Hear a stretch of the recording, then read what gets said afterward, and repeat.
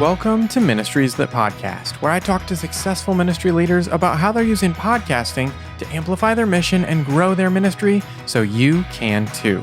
I'm Tim Hull, your host and owner of Sonomorphic, a podcast production company that specializes in podcasting for ministries. My guest today is Monica Swanson. She's a popular blogger, author of several parenting books, and host of the Monica Swanson podcast. Monica and I are going to talk about going from a personal coach and trainer to an author and podcaster, rebranding her show from Boy Mom to the Monica Swanson podcast, and the importance of an email list for podcasters. So let's jump right in. Here's my conversation with Monica Swanson. Well, Monica, thank you so much for joining me on the podcast today. I'm so excited for this conversation. Yeah, so I first heard about your podcast from my wife, who admittedly probably listens to more podcasts than I do. I mean, most of the ones that I listen to are client podcasts, and I'm reviewing them over the course of our production process, but she listens to so many different podcasts and used to work for a business in Tennessee called Dear Mushka that Katie Lewis runs, and got to work for her for a few years doing all kinds of things with the jewelry that they make. And you interviewed Katie about a year ago, I believe it was. And so my wife saw that episode, listened to several episodes since. So I wanted to have you on the podcast to share your journey, since you've been, consistently publishing episodes for several years now at this point. And so to hear your story, and you're all the way out in Hawaii. I am. Yeah. Thank you for joining me today from Hawaii. Yes, the time zone is always the biggest challenge when it comes to podcasts, but thank you so much. It's super fun to get to chat with you. Yeah. So let's go back a few years. I read in the bio that you sent over that you actually have a degree in sports medicine, and you spent much of your life as a personal coach and trainer. So I'd love to know how you went from that career to then writing a book titled Boy Mom and then starting a podcast back in 2019. Yeah. Well, the Lord just directs our steps, I suppose, is the only way to really explain anything that we do. Because, yes, I studied sports medicine. I was actually halfway through. I was getting my master's degree in physical therapy when I met my husband. And that was, we've been married 28 years now. So that was a few minutes ago. And my husband was planning to go to medical school. So I ended up actually dropping out of PT school and spent a few years just working with him in youth ministry, actually, as well as getting teacher credentials, doing some personal training, fitness instructing. And then he ended up coming out here to Hawaii 23 years ago for his residency program. And we thought 3 years in Hawaii, it would be like a long vacation. Yeah. And we had, by then, a couple kids. By the time he was done, we had our third son. And he got a job at a hospital, and we decided to stay, at least for the time being. Yeah. And so obviously we've never left. I worked in a gym doing some just fitness instruction, personal training, mostly was focused on being a mom, homeschooling our kids, loved that. But it was after my fourth son was born, the year I turned 40, that I was kind of getting antsy. What's my thing? I want a little side something to just keep life interesting. And I was really curious about blogs and what that was like and how they worked. And I had no experience with technology. My husband up till then had done all of our photos. We were raising kids in the middle of going from printing photos, old school, to new stuff that it wasn't fair. I was like, no fair. Half of our kids have, one kind of photo. The other half have digital, where we lose them all because they're just on a computer. So I was very unskilled and new and had a house full of kids I was homeschooling. So it was a huge learning curve. And I felt really in over my head. But I was like, well, I'll try blogging. And that was 13 and a half years ago. And I loved it from the minute I started. I've always loved writing, but it just was such a fun way to get to do these short, blog posts. I was like, this is so doable. So I just enjoyed blogging for a couple of years and kind of fell into some good, communities of people where other boy moms that were writing, Christian community, just different places where I felt like I was kind of picking up a little bit of momentum. And then I had a couple blog posts go viral, as we call it, which surprised me and was wild and really an interesting experience. And that kind of one thing led to the next. And pretty soon I had, publishers interested in me writing a book. So 2019 is when Boy Mom, What Your Son Needs Most from You came out. And as I prepared for that, I was like, well, maybe I'll try a podcast. just to help launch the book, Yeah. really. And I was so nervous. Oh my goodness. I think I recorded that first intro episode 30 times. I kept trying. I was so nervous. But I thought it would be short term. And it's been over 5 years now, and it's somehow stuck. So that's what brings us to where we are today. I've written 2 more books since then. Created digital courses. My whole kind of work life has grown a lot as kids have been launching from the home. I've got one left who I'm still homeschooling, but I've got a little more time and freedom. So it's just been so much fun. Nice. Can't wait to talk about it all. Yeah. So at what point did you realize that, hey, this is going to be more than just a short stint to help launch the book? Yeah, I think I just got so much positive feedback. I think we all have different journeys if you look back over podcast history. I don't know if most podcasts kind of get a spike early on because they're new and if that's how the podcast platforms put them out there. But I feel like I initially had a really nice little spike of listeners and downloads. And so that kind of gets you excited and you're like, I can do this. And then reality hits and things kind of drop for a while. And then you're like, I don't know. But by then, I'm working on my next thing. And I'm thinking, well, the podcast is one way people are finding me. So maybe I need to keep going. Plus, I was getting so many opportunities to meet people and interview people and talk about things I love. And I'll always say, I believe I'm more of a writer who podcasts than a podcaster who writes. Same with speaking. I'm I love to speak, but I feel like writing is my thing. So I still, 5 years in, feel new. I don't feel like I'm an expert or great at it, but I've learned so much and I really have enjoyed it most of the time. Nice. Yeah. So I'm interested to know, you started the blog and then you went to write the book. Did you already have a large audience on the blog that you feel like helped with that initial push with the podcast, that you felt like that maybe that was the spike? Yeah, I think so. Everything is so relative, right? Sure. Large audience, probably not in the big picture, but I had a few people following me. And, when I kind of hyped it up in what back then I had as a social media following, which again, isn't huge, but it was something. So definitely it was my warm audience. It was, I had an email list, I was kind of doing all of that. I think that is what helped. Yeah. And anyone who I talk to who asks about podcasting, I'm like, first thing to start with is make sure you're on social media and make sure you've got an email list. You've got to be able to reach people and let them know what you're doing. Yeah. Yeah, that is key. If you are coming at it from a podcast perspective, it can be hard to be like, oh, I need to do this email list thing. But yeah, Absolutely. from, the blog, that's the thing, is making sure that people know that you're publishing a new blog article or whatever and getting them subscribed. That's great that you have that perspective. Yeah. And if you're listening, if you aren't working on growing your email list, you should be talking to myself too on that for sure.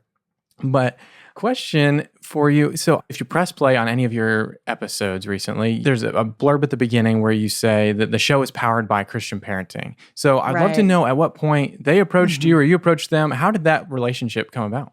Right. Yes. I need to remember how long it's been. I know I did my own thing for probably 2 years, but it might have just been 1 year. And Christian Parenting reached out to me because they had one podcast going at the time, I believe, and they were going to start reaching out to more podcasters and kind of get a whole group of podcasts that would be under their umbrella. And they reached out, and they'll tell you the same. I was so hesitant and skeptical because up till then, I was doing everything on my own. I was editing my own stuff. I was putting it all together. And I was like, I have to sign a contract and you're going to own my episodes? Like, wait, what? Who are you? I actually pushed it so far. I was like, I need to talk to your lawyer. Yeah. And so I got on the phone with their lawyer. I was like, explain what this means to me, because my fear was, oh, if Christian Parenting closes down or whatever, could all my episodes be gone? I just wanted to know they would live on, and it wasn't like dependent on their decision whether or not they're going to have a podcast community. And so I was assured that everything would be cool and that I still owned my raw material, which is, I guess, good enough. And so I jumped in, said yes, and it's really been a great relationship. There's not a whole lot to it. They do have a producer who edits my episodes and kind of puts that chime at the beginning, mixes it with my music. There's some agreements that I will share twice a month, ads that relate to things that they're doing, resources they're offering, end of the year giving, those kinds of things. But otherwise, they've been wonderful to work with, great team of people, and really, I've had no complaints. Nice. Yeah. So your podcast was originally called Boy Mom, And then you, in 2023, published your next parenting book, Raising Amazing. And when that came out, I heard you actually considered renaming the podcast to Raising Amazing, but you ended up landing on the Monica Swanson podcast as the title. Tell me about the story of that change. Yes. That's a story I'm still like trying to, I'd love to hear your opinion on all these things like podcast titles, because it's a big deal. And I do believe that the Boy Mom podcast picked up a lot of momentum because there were people out there looking for help with raising boys, parenting boys, mom of boys, keywords, right? Yeah. And I think a lot of people found me back then because of that. So when I talk to people who are interested in starting podcasts, I'm like, really think about the name or at least a subtitle where you've got some really good keywords that people are searching for, because not too many people probably are searching for Monica Swanson unless they know me. They either already know me and want to follow, or they're not out there searching Monica Swanson. They're searching for whatever their needs are. So I think Christian parenting, at some point just this year, I was like, let's add a subtitle. Even though I don't think it shows up on my image and stuff, I was like, please, let's add at least, Christian parenting, raising boys, faith, wellness, like some of the topics that I like to talk about. So I'm not sure if that's officially on there right now. I need to double check, but that was the goal. And Raising Amazing, I knew I was going to write more books. By the time that book was coming out, my next book about homeschooling was already in the works. So I was like, well, Raising Amazing covers one book, but Christian parenting was like, we don't want to change this every year. There's a lot of work that goes into changing the name. So why don't you just go with your name? And I was like, should I, shouldn't I? Went back and forth, and ultimately we needed to make the call, and I just went with it. I'm still not sure if that was the best decision. Yeah. Part of me just wants a fun name. I love podcasts that have just really quirky, interesting names. Yeah. But even that's not going to help with SEO. So I'm always debating. You want to chime in on that one? I'd love to hear from your experience. Yeah. So there's a couple different things, right? So there is like the people that are looking for new podcasts and might be typing in some keywords. But for the most part, the amount of people that are doing that as opposed to like hearing about a podcast from somebody else is pretty low, right? Okay. So if you've gone and been like, man, I feel like I need to listen to another, like I want to find a podcast about this. You're probably not going to Apple Podcasts and searching for that. You're probably going to a friend and saying, hey, do you know any podcasts about this? Or you might be Googling it, and that will pull in, stuff from episode titles as opposed to just the full show title. Right. Okay. And so that all plays together. So I think the way that you've gone about it makes sense in that you were specifically talking about raising boys, and then you broadened it out with Raising Amazing, and then adding the homeschool content as well, and kind of how that all mixes together, similar to what you've been doing with your blog for the longest time. I think that makes good sense. And then it makes it, like you were saying, even in that episode where you were talking about the survey and asking your listeners what they thought, that, is it a good idea to broaden it out? I feel like that's the right choice. And I think that probably has worked well for you. But yeah, it does change the dynamic a little bit from the niche that you had been driving in to broadening it out. But if that's what the content is, then that makes more sense.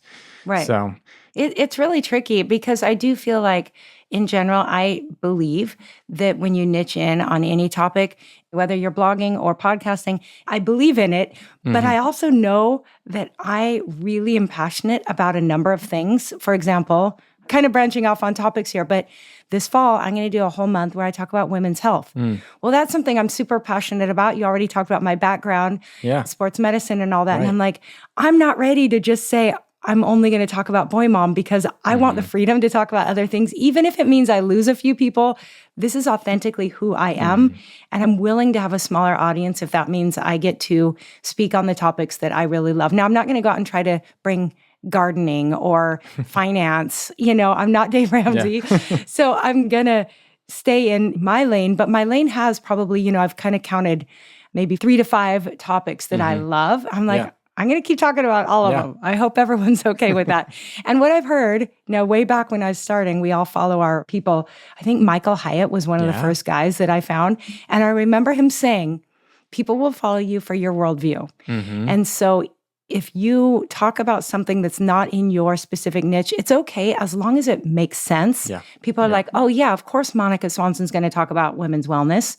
That fits who she is. Right, yeah. Now, again, if I try to talk about something that doesn't fit me, it'll be uncomfortable and it won't flow. But I think that was really helpful to me. It gave me freedom to say, okay, I'm going to look at 5 things. I think he used that number at some point and said up to about 5 is safe. Yeah. Yeah. At Ramsey, we called those content buckets. And it's basically like, what should people expect from this show, right? Yep. And so when there's repetition of those things, you can kind of figure out, okay, what maybe are your stronger content buckets, what maybe are the weaker ones, but you still want to talk about them, but maybe you should focus on some of these more because the audience likes them more. It gives you lanes to play in, right? Yeah, I love super helpful. So I love that. Yeah. I need that. Not everyone does. Some people are like, this is totally my thing. Exactly. And I think with homeschooling, it's been especially challenging because I know my audience is mixed. Sure. And so I feel like in a way, I've probably put myself in a difficult place because I do mention homeschooling. Some of my episodes, a lot of them tend to be interviewing somebody in the homeschool world. And yet I'm trying to stay friendly to the non-homeschoolers because I love and support and want to encourage non-homeschoolers too. And I'm like, ooh, probably, and this is just being really honest here. So we're having an honest podcast chat. I've probably lost some of the true homeschoolers who are looking for a homeschool-specific podcast. And I've probably also lost some people who don't homeschool who are like, I'm sick of her talking about homeschooling.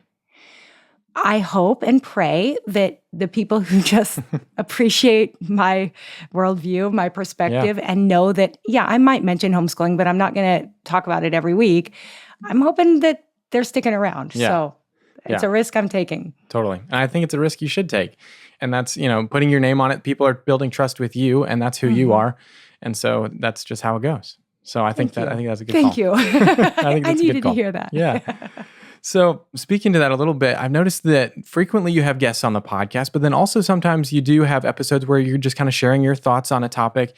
So I'd love to know, how have you made those decisions of, okay, I want to talk about this topic. Should I have a guest, or maybe I should just talk about it? How do you go about making those decisions? Oh, such a good question. I love all of these conversations. This has been another kind of conversation. This summer, I've really been kind of zooming out and trying to look at my work and go, I tend to just be Energizer Bunny. Like I go and go and go. And that's why I think I'm still podcasting every week for 5 years, because I don't really stop and go, do I even like this? Do I even want to do this? I just do it because it's just like, a thing. Yeah. Yes. And so it's been really healthy for me to go, for a few minutes, I was like, maybe in January, I'm going to take a sabbatical. Maybe I need a break.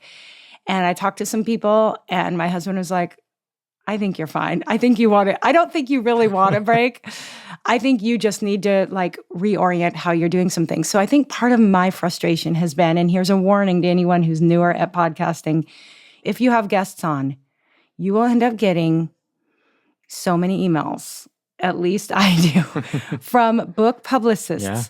Every new book that comes out that fits anything in my world, I get daily so many emails from amazing authors who have great books, who I think are wonderful. So I think for a while I was getting in a cycle of just reacting, okay, they have a good message, I'll have them on. And then you start to feel almost like you're being used. Like, wow, I'm just here to sell other people's books. And I'd have to read their books quickly, come up with questions, interview them. And at the end of the interview, I'm like, wow, I just sold their books. Was that even a topic I wanted to talk about? Yeah. I believe in it, but I could have said it in my own words. So I have an assistant who works with me, and we've done some brainstorming and praying on this. And we're like, you know what? Let's plan the year according to what's on my heart and what I think my listeners and followers need the most. Yep. So let's come up with some series. And then when I find a topic that I think somebody else would speak into it better than I would, or have a good conversation, let's bring them on. Yeah. And my assistant keeps saying, remember, this is a conversation. It's not you just asking them questions, because you have something to say about this too. If you're talking about praying for your kids, share from your experience. People, your followers want to hear what you have to say on this, not just what your guest has to say. So I'm training myself to not just ask, but to have the conversation. So I'm really working on, starting this summer, more and more having series, choosing what I want to talk about based on, prayer, and really trying to meet the needs of my followers, and then saying no to goodness, 90+% of the emails I get, or saying, I'm going to hold on to this. This may fit something in the new year, but for right now, it's just not fitting what's on my calendar. Yeah. Yeah, I totally That was a get long that. answer. No, yeah. I'm right there with you. When I worked at Ramsey Solutions and worked on the Entre Leadership podcast, it was the same thing. It was so easy to fill slots with people that were reaching out with great books. Yeah. But it's easy. Is that what we should be talking about? And so we would go through seasons of, okay, we should probably have some way to rank these guests, these authors that are pitching us books, but who makes the most sense? And then eventually came around to more of the content bucket side of things of like, it sounds like a great book, but does it fit one of our content buckets? Not really. I mean, it's kind of in that one maybe, but okay, I think that it's not a good fit then. Yeah. And that just helps you make the decision as opposed to just being like, do I like this? I think it's going to be good. Yep, definitely. Kind of I mean, there's so much we could say on this topic, but I think too that some people who reach out, like I wasn't always good at checking out how they were as interviewers or interviewees. And then I would interview them and I'd be like, I don't even want to share this. Like, it's not that they're not good people or good writers. Yeah. And now I feel obligated because we did the interview. I have to share this. And I'm like, I'm not super proud of it. So now I'm getting better at like vetting people by, okay, name some podcasts you've been on. I want to hear how you do, which feels weird. And then to add to this, I'm an author, which means I want to be on other people's podcasts, which means kind of the, I scratch your back, you scratch my back. I want to be a good team player. I'm going to someday want to be on your podcast. So maybe I should say yes. And it's like, oh, this is getting kind of tricky. So there's a balance between all of those things, but that's me speaking real honestly on that topic. For sure. So speaking of writing the books, being an author, how has having a podcast been beneficial for your work as an author? Yeah. Well, I'm pretty convinced it's helped sell books. I think it's gotten word out. Certainly, it has brought up topics and conversations that feed into my writing, so I can kind of gauge people's interest if I do an episode on that and I get tons of feedback. I know that's hitting a felt need. So I think all around, it's got to be helpful. There's, no doubt that it's increasing just, exposure and growing an audience, even if it feels slow sometimes. I think having a podcast is going to always help support an author. Yeah. And your latest book is called Becoming Homeschoolers. And so I'd love to know too, you're talking about you've been homeschooling for the longest time and almost through that season, it sounds like, with your youngest. And so how has the podcast helped or been maybe a springboard to help write that book through these discussions over the years? Yeah.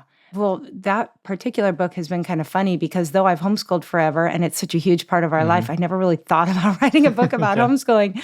And so certainly I think the podcast kind of did play a role in me coming to terms with like, wow, this is actually a huge part of our life. And as I share in the book, it was as I finished writing Raising Amazing that I kind of had a aha moment where I was like, you know what, homeschooling hasn't just been a little part of our lives. It's been kind of the main thing. Like next to my boys' relationship with Jesus, nothing has shaped them more than the fact that we chose to homeschool them. Sure.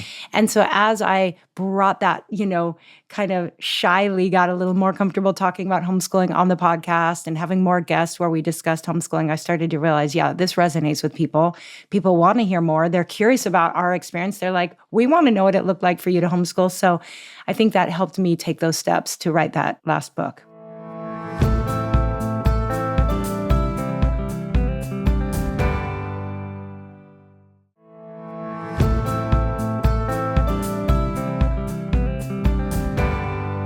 So I'd love to know, let's get into some of the production side of things and the technical side of things a little bit.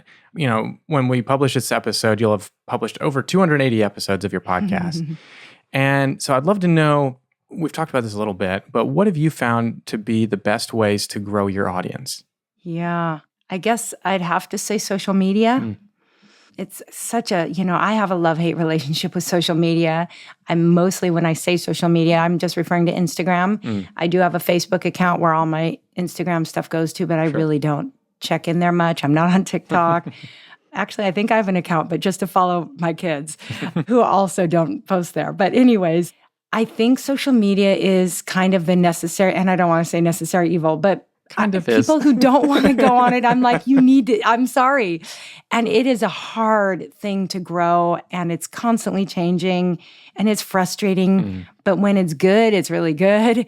And now there's more and more like tools.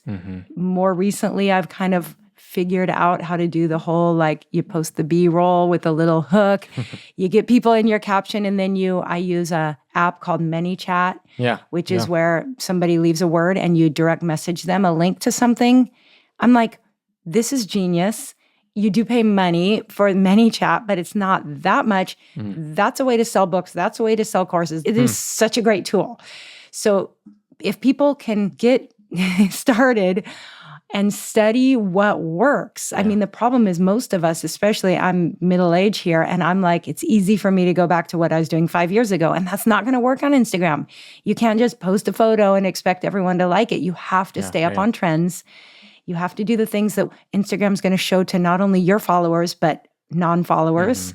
And you have to be patient. I mean, it's like any good thing in life, from money to your health, you have to just plod along, patiently doing the work, and never expect it to happen overnight. But trust that if you keep it up, it will happen in time. Yeah. I feel like I should know this because in my research, I usually look this up too. But do you do anything on YouTube as well? Oh, man. That's been a conversation as well. Not consistently, because I record, and maybe this is coming up in the conversation, but I've used Squadcast to record my podcast. And last year, they joined forces with Descript. Yeah. And so all of my episodes are now recorded on video as well as audio. Right. And I have a pretty simple way of editing. And so starting last spring, I started putting my podcast interviews on YouTube, and I have not done great with it because I think I haven't put any effort into it. I literally put the recorded interview and actually the last month or so, I just quit because I was depressed. I was like, this is terrible. Hardly anyone's seeing them. But I've talked to enough people to know that probably if I put a little effort in, maybe an opening clip, maybe a little bit of text, people say, and maybe you can speak into this, they're like, YouTube wants to see that you have quality content. So if you're just throwing an interview up there with no intro, no music, nothing, they're probably not going to put it out there very much. But if you're putting even a little effort in, you're going to get a lot more exposure. So where I'm at today, literally as of today, last night I was talking to my son about it. I'm like, I think I'm going to pull all my podcasts off for now and only post them if I'm willing to put the time in to make them quality, because I do not like having things up that are less than excellent. I'm like, it's embarrassing. I don't want anyone to see it unless it's really quality. Even if it doesn't get a lot of views, I just want to be proud of what's there. Yeah.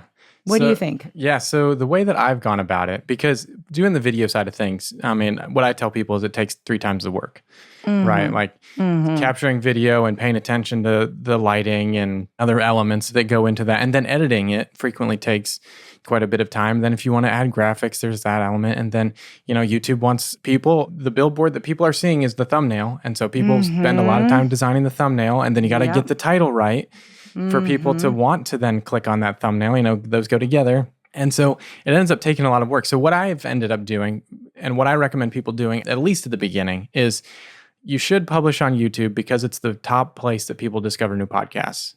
But what I do is I do a static graphic with the audio of the podcast. So it's basically like a podcast player. There's no video element. And then what I do as well, which I think you should do if you aren't, is do the same type of videos, clips of your podcast on Shorts on YouTube. Yeah. And you will find that it's very interesting what performs really well on YouTube and what performs really well on Reels. It's very separate. I've had some stuff that's gone amazingly well on Reels, and there's very little views on YouTube. And then some that I posted earlier, I think last week, maybe it was earlier this week actually, has hundreds of views on YouTube Shorts and have a couple dozen views on Instagram. Wow. So it's like, it's worth doing. And it doesn't take a whole lot of time to just take that same thing and put it over there. You still have to figure out a title that you want to put with it that helps. But it seems as though the way that YouTube is serving video to its audience via Shorts is very different than Instagram to some extent. Okay. So Okay. I say it's worth doing to do It's clips. its own science. Yeah, do clips on shorts and put the full episode, at least with the static graphic and the audio. And I believe, I haven't done this yet, but I believe even on YouTube, you can take your RSS feed from your podcast and have it automatically deliver the podcast into a playlist on your YouTube channel. And so then it's basically automatic. And I think they take the title and do kind of a pretty static thing with it. They have the album artwork and maybe the title of the episode as a graphic that gets auto-generated from them. But that might be something worth looking into as well. Yeah. To just have it automatically do it. You don't have to think about the full episode and then figure out what you want to do with shorts. But I think it's worth doing merely just for exposure on another platform. But only if you have the abilities to sustain it. That's usually what I tell people. That's right. Because the posting every once in a while, I know. YouTube's like, what are you doing? Do you not make very much content? Do people like your content? It just gets that consistency, old algorithm right? get all confused. Yeah. Same thing with podcasting, right? You want to keep consistently showing up for your audience so that they know when to expect to meet with you. So right. Yeah. Oh, that's good. Thank you. I took notes. Yeah. So I'd love to hear a little bit about, you mentioned some of the different revenue streams with your books, your courses, and the blog. And so I'd love to know, you also do these collaborations and giveaways. How have all of those pieces played into your revenue model, and how has that been beneficial in supporting your ministry? Yes. Okay. Great topics that are all like things we've been talking about this summer. I guess that since I came into all this, without a plan, it's not like I built a business model and then I started doing what I do. I really have been an accidental author and podcaster, I would say, to some extent.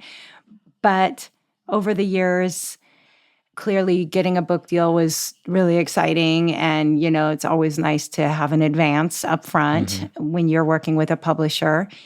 And my book, Boy Mom, I met my advance, so now I get to make some royalties, which is really fun and exciting. But before I ever wrote Boy Mom, I kind of stumbled upon a podcast episode or two, and I'm trying to remember who it was. I don't think it was Michael Hyatt. It might have been probably Pat Flynn, one of those guys, about course creation. Yeah. And I just kind of got obsessed. And I was like, I think I could do this. And this is cool. Like, I love the idea of owning it myself, of being creative, but all online. So for a few years, I was just like thinking about learning about it, but I did nothing. And then Boy Mom came out. And then the next year, I didn't really have a next book yet. And then the pandemic hit. All my boys were home from college, and my boys are like, my oldest son studied data analytics and works for a software company. Nice. And so they're good at that stuff. And I was like, I think this could be my time to put together a course. So one of the topics in my book, Boy Mom, that I got the most feedback from was a chapter on character development in our kids. And I shared kind of a story about a tricky time with one of my teenagers and something I did, called it character training. And everyone was like emailing me like, tell me more about this character training. I want to train my kids in character. So that summer, 2020, I put together the character training course. And my son kind of helped me figure out some of the technology. And I used Teachable as the platform. And at the time, I hired somebody who had some more experience in this sort of thing to kind of be my project manager to help me launch it. Nice. And it has done really, really well. And I would say I've chosen with that one to open the doors 3 times a year. So I open it every summer, every fall, and every spring. And I've added some things to it over time. But for the most part, it's my first experience going, aha, this is passive income. This is pretty amazing, because sometimes I don't touch it between summer and fall. And I just say, doors are going to open, and I plan a series of emails, and I put it on social media. And it has consistently, since 2020, sold as well with each launch as the one before. And that's just with my warm market. It's just my people. So I'm talking to somebody now about creating some ads for Meta, Facebook, and Instagram. Because I'm like, well, if my warm market's buying it, who knows if I actually grew a little, what that would look like. Right. So before I'm ready to do that, because it's not cheap to start on ads, I'm really dialing in right now on funnels, which means for those listening who don't know that term, I'm Yep. pretty much really working on having, because I have different areas that I talk about, I'm creating an email list that goes out to the people who have said, I'm interested in homeschooling, specifically homeschool interest people. And to do that, I create a freebie, something they can print out, really simple. It doesn't need to be an ebook or something fancy. It's like, here's 10 things our family uses every week when we homeschool, like a fun list, or, you can do all different things. But you've probably talked about this, I don't know. But then when people sign up for that, they leave their email address with me, and they automatically go into a category on my email provider that means anytime I have something related to homeschooling, they are on that list. Same thing for character. Same thing for my general email list for, people who just want to hear about my weekly podcasts. So I'm really working right now after all these years, and I've known that funnels are really helpful and important, but I just haven't had the space because I'm always writing a book, creating a course. So finally I'm like, we're getting those funnels dialed in. And so once I have a strong giveaway related to character, then I'm going to drop some money on ads, and I'm going to let my person reach out on Instagram and Facebook to a huge audience and see if they want to say yes to this character download, which would put them on my list, which means when I go to sell that course, they're going to hear about it, and hopefully that will help with revenue, which obviously, when I have a big course sale, it's huge, but we laugh because we're like, all these years I've worked for free, literally, like blog post after blog post, email after email. Like, if you counted all the hours I've put into this, I'm still making peanuts, but it feels so good to go, wow, I've got an income. This is pretty exciting. Thank you, Lord. Yeah, that's great. Yeah. That's cool to hear those steps that go into it that you don't necessarily always think through, but like when it comes down to it, that's the way to do it, and get people in the door with lead magnets, and then get them on the list, and then and for those out there who have one topic and you're niched into that, if you're a ministry and you just want to grow one email list, that's awesome. Enjoy that, because I've complicated things by having all these different interests. But I'm 13 and a half years in. But if you're just starting and you're like, I just want people to listen to my, sermons or my message, that's amazing. Create something that you can give them when create a list of, scriptures on a topic you're passionate about, or something that would help them, a resource list, something really simple. And then they're going to say yes to it. You'll probably need some help if you're not techie, but someone can help you set up where they get that freebie, leave you their email address, and now you're building your email list. Sorry if I'm getting off topic. No, this is great. This is great. All right. What are you most excited about for the future of the Monica Swanson podcast and your ministry? Good question. I think that it's just always fun when you're walking with the Lord to just see what comes next. Like I said, none of this has been super strategic. I am really excited about my Women's Wellness Month this fall because it's something I'm passionate about, but I've kind of held off on because I'm trying to fulfill all these other things that I've started. So that's fun. And I think just really supporting women in not just parenting, but in their overall lifestyle and health is something I love. But in general, just seeing what's next. Like, I never could have guessed I'd be here today. I never could have guessed any of the books I've written would be written, or the courses that I've created would be where they are. So just trying to do excellent at everything in front of me, serving my people. I mean, I spend a lot of my day responding to DMs and emails, and I really care about my listeners and followers. And so that costs me because it's a lot of time investment. But as I do, I get to know them and I know what their needs are, and then I get to serve them really well. So I think just seeing what God has for me ahead and bringing my husband a little bit more into things. He's a doctor, but he did write a section at the end of each chapter of Raising Amazing to support the dads. Yeah. And he has so much wisdom, and he is so much fun to work with. So to see, too, what he and I might do together in the future gets me really excited. Yeah, that's cool. All right, well, now we'll jump into the high pass segment where we ignore the lows and I ask you about some of your favorite things.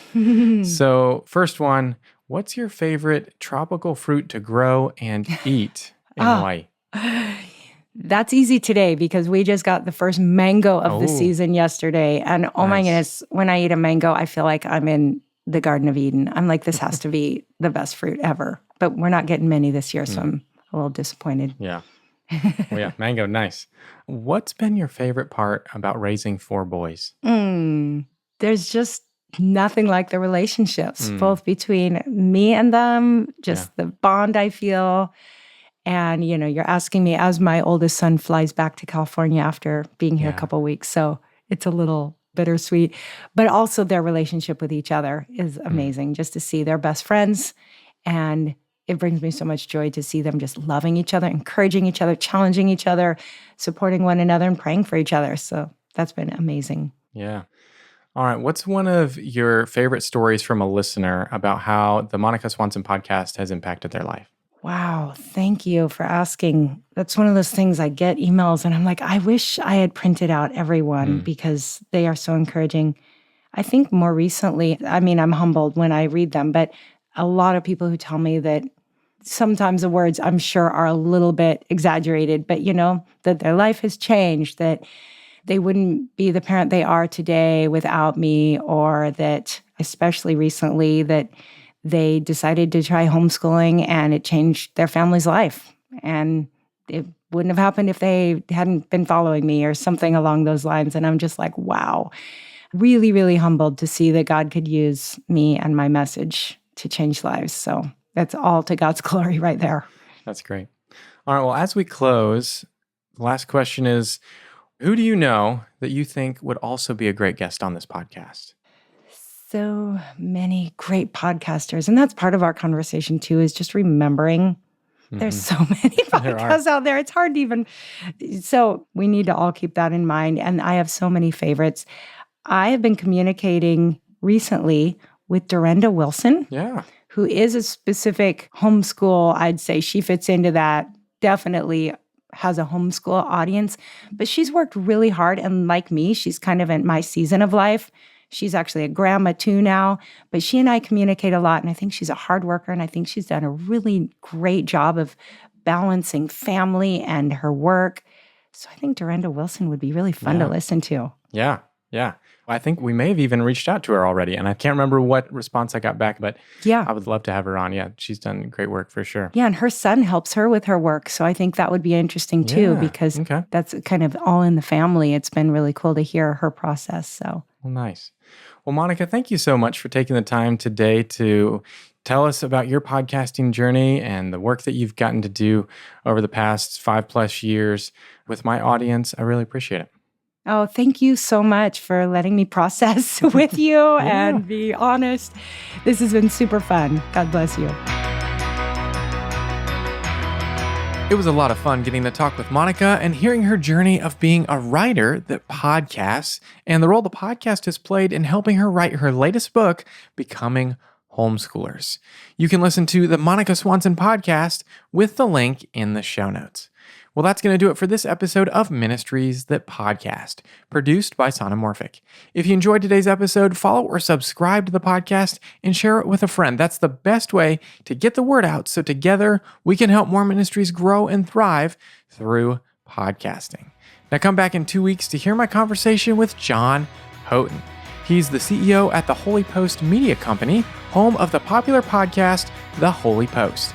John and I are going to talk about his big career change after 2 decades on staff with Young Life to CEO at the Holy Post Media Company, his biggest eye-opening experiences after 2 years as CEO, and their best strategies for growing their audience and staying in the top of the charts. Well, until next time, keep encouraging your audience as they follow Jesus.